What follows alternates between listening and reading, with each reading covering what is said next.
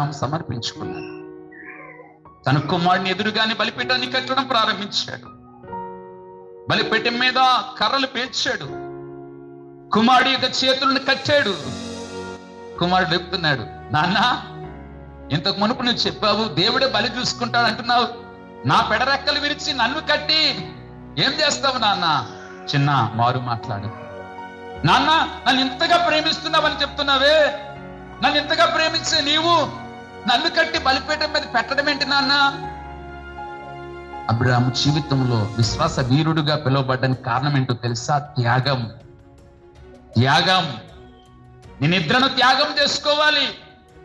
దేవుని కొరకు నీ ధనాన్ని త్యాగం చేసుకోవాలి. దేవుని కొరకు నీ సమయాన్ని త్యాగం చేసుకోవాలి. దేవుని కొరకు నీకున్న సమస్తాన్ని త్యాగం చేసుకోవాలి. ప్రభు అంటాడు కదా, ఒకడు నా శిష్యుడు కాగోర్ని ఎడల తనకు తాను ఉపేక్షించుకొని తన సిలువనెత్తుకుని నన్ను వెంబడించకపోతేనే నా శిష్యుడుగా కానేరడు.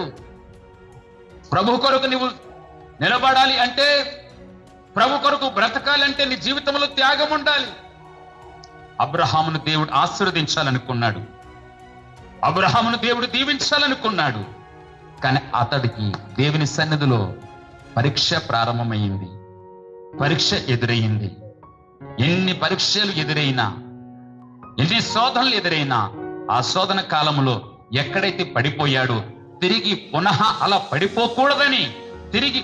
పడిపోకూడదని ఉద్దేశంతో అబ్రహాము పడిపోయిన తన విశ్వాస జీవితాన్ని కట్టుకోవడానికి ప్రారంభించాడు. అయ్యో, ఒకానొక రోజున నేను ఐగుప్తు రాజ్యములో నేను పొరపాటు చేశా. నా భార్యను పట్టుకొని సహోదరి అని చెప్పి అబీమెలెకుతో నేను ఆ దేశం నుండి తరిమి వేయబడ్డాను. మరెప్పుడు కూడా అటువంటి పాపము, మరెప్పుడు కూడా అటువంటి తప్పిదము చేయనని అబ్రహాము ఆ రోజున తీర్మానించుకున్నాడు. దేవుడు ఇస్మాయేలును తన తల్లి అయిన ఆగాను ఇంటి నుంచి వెళ్ళబెట్టు అంటే వెళ్ళగొట్టాడు. ఇప్పుడు తను ప్రేమించిన ఇస్సాకును దేవునికి బలిగా ఇమ్మంటే ఇవ్వడానికి పూనుకుంది. ఇదే కదా విశ్వాసము. ఇదే కదా విశ్వాసము. సంఘమా, దేవుని జనాంగమా, నీకున్న విశ్వాసము నాకు పరీక్ష ఎదురవుతే పరీక్ష నిరీక్షణ పుట్టిస్తుందని నమ్ము. ఆమేన్. పరీక్ష నీకేమి కలుగు చేస్తుంది? నిరీక్షణ. ఎప్పుడైతే నీ జీవితంలో పరీక్షలు ఎదురవుతున్నాయో నీ జీవితంలో విశ్వాసము కూడగట్టుకోవాలి. తన కుమారుడిని ఇస్సాకును బలిపీఠం మీద పెట్టాడు. అనేకమొక కుమారుడిని చూస్తున్నాడు. అబ్రహాము, ఇస్సాకు ఒకరి కళ్ళతో ఒకరు చూసుకుంటున్నారు. వెంటనే ఏం చేస్తాడు తెలుసా? తను తీసుకువచ్చిన కత్తి ఎత్తి కుమారుడి మీద వేస్తా ఉండగా ఆకాశం నుండి ఒక స్వరం వినబడతా ఉంది.